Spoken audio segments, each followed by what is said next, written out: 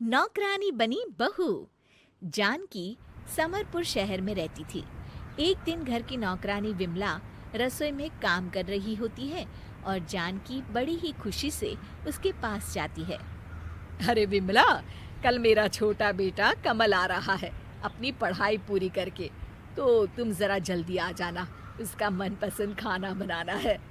जानकी जी, मैं अगले 1 हफ्ते नहीं आ पाऊंगी, पर मेरी बेटी नीलम आ जाएगी। अच्छा ठीक है, लेकिन उसे जल्दी भेज देना। हाँ। अगले दिन बेल बजती है और नीलम दरवाज़ा खोलती है तो देखती है कि कमल सामने खड़ा है। कमल उसे देखता ही रह जाता है। ये मेरे घर में कौन अप्सरा आ गई है? कमल की आंखें नीलम से हट ही नहीं रही होती है। अब आइए, अंदर आइए। अरे बेटा, आ गया तू? माँ, ये लड़की कौन है जिसने दरवाजा खोला? अरे ये तो विमला अपने यहाँ काम करती है ना, उसकी बेटी है। तू ये सब छोड़, चल पहले खाना खा ले। कमल खाना खाने बैठता है। वाह मम्मी, खाना तो बहुत अच्छा बनाया है। अच्छा, ये खाना नीलम ने बनाया है। अरे वाह, इतना अच्छा खाना भी बना लेती है। कमल को नीलम बहुत पसंद आ जाती है और अब वो उससे बातें करने के बहाने ढूंढते रहता है। नीलम है ना तुम्हारा नाम? जी। पढ़ रही हो? बीए पास किया है मैंने। तुम खाना तो बहुत अच्छा बनाती हो नीलम। Thank you. अरे वाह, तुम्हें तो अंग्रेजी भी आती है। थोड़ी थोड़ी, ज्यादा नहीं।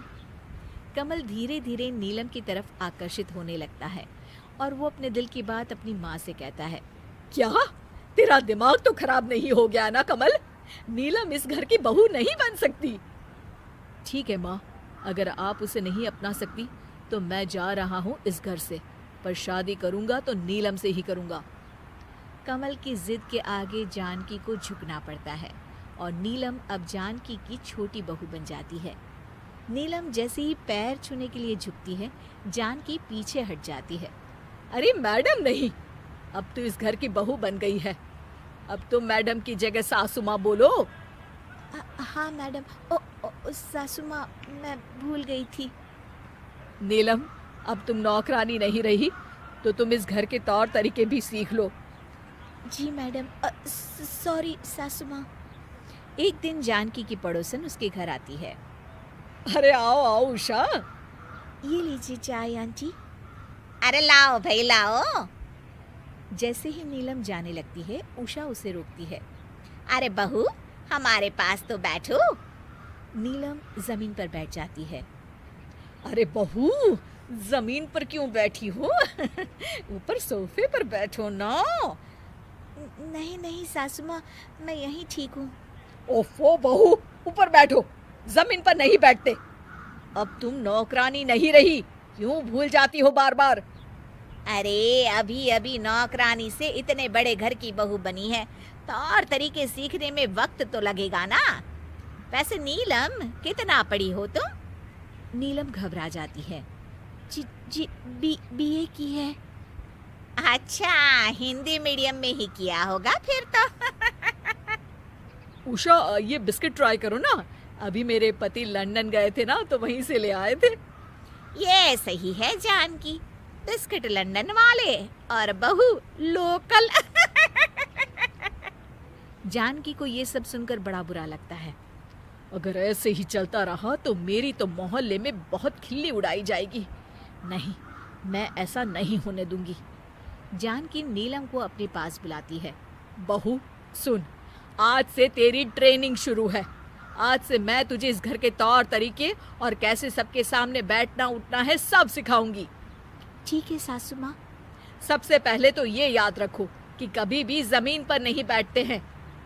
जानकी नीलम के लिए प्लेट में खाना लेकर आती है। चलो खाना शुरू करो। जी सासू माँ। नीलम हाथ से खाना शुरू कर देती है। ओफो बहू, हाथ से नहीं, ये चम्मच से खाओ। पर मम्मी जी, मैं तो हमेशा हाथ से ही खाती हूँ।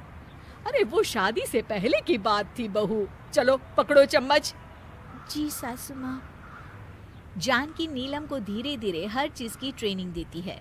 उसके तौर तरीके से लेकर उसके कपड़े पहनने का स्टाइल सब कुछ बदल देती है। सुनो बहू, कल मैंने सबके लिए पार्टी रखी है। वो उषा जो उस दिन बहुत मजाक उड़ा रही थी ना, वो और उसकी बहू भी आएगी कल। तो तुम्हें जो कुछ भी सिखाया है सब याद है ना? ऑफ कोर्स सासू माँ, आप चिंता मत कीजिए।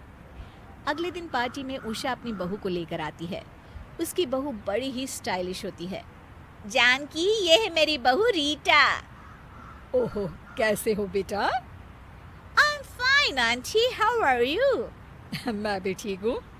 अरे भाई जानकी, तुम्हारी बहू कहीं नजर नहीं आ रही। कहीं आज भी नौकरानी की तरह काम में तो नहीं लगी हुई है ना?